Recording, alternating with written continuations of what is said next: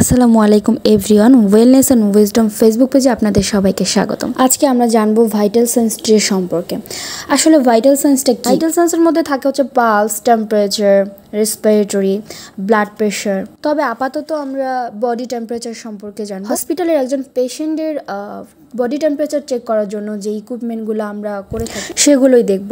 আচ্ছা, এখানে আমি একটা বড় ট্রে নিয়েছি। ট্রেটের মধ্যে গার্লি পট, অবশ্যই সেখানে কটন থাকতে হবে।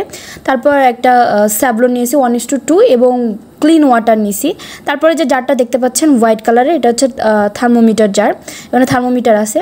আর এখানে হচ্ছে 3 ধরনের থার্মোমিটার থাকে। এক হচ্ছে ক্লিনিক্যাল থার্মোমিটার, তারপর হচ্ছে ডিজিটাল থার্মোমিটার এবং মার্কারি থার্মোমিটার। আপাতত আমার কাছে ক্লিনিক্যাল থার্মোমিটারটা আছে। আর এখানে অবশ্যই একটা বিপি মেশিন থাকতে হবে, যেটা আমার কাছে নাই এই মুহূর্তে। তারপর হচ্ছে এখানে রেড কালার এবং ব্ল্যাক কালার পেন থাকতে হবে, যেটা হচ্ছে টেম্পারেচার চার্টের জন্য রাখবে, সেটা আমরা পরে জানবো। আসলে আমরা এই প্রসিডিউরটা কেন করে থাকি, কারণ হচ্ছে এই যে থার্মোমিটার জার থেকে যে আমি যে থার্মোমিটারটা নিলাম, এই থার্মোমিটারটা আসলে ক্লিন কিনা, পরিষ্কার কিনা, সেটা তো আমরা জানি না।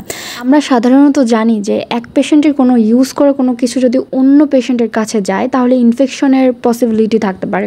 আর টেম্পারেচার সাধারণত আমরা ওরাল, রেকটাম অ্যান্ড এক্সিলাতে দেখে থাকি, তবে কমন সাইট হচ্ছে এক্সিলা। তারপর আমরা এখানে ক্লিনিক্যাল থার্মোমিটারটা নিয়ে সাবলনে ডুবাইছি। সাবলনে ডুবার পরে কটন দিয়ে মুছে ফেলছি, আবার ক্লিন ওয়াটারে ডুবাইছি, আবার কটন দিয়ে মুছে ফেলছি। তবে মনে রাখতে হবে একটা কটন একবার ইউজ করতে হবে। এখন আমরা থার্মোমিটারটা পেশেন্টের এক্সিলাতে টেম্পারেচার চেক করব। টেম্পারেচার চেক করা হয়ে গেলে আমরা আবার আগের পদ্ধতিতে সবকিছু ক্লিন করে জারে থার্মোমিটারটা রেখে দেবো। তারপর হচ্ছে ব্ল্যাক কালার এবং রেড কালার পেন হচ্ছে লাগে টেম্পারেচার শিট পূরণ করার জন্য। আমার কাছে এই মুহূর্তে টেম্পারেচার শিটটা নাই, তবে টেম্পারেচার শিট নিয়ে আমরা কিভাবে পূরণ করে এটা আর একটা ভিডিওতে দেখাবো। তাহলে আজকে এ পর্যন্তই, পরের বার আবার দেখা হবে অন্য কোনো ভিডিওতে। সকলে সুস্থ থাকুন, ভালো থাকুন, আল্লাহ হাফেজ।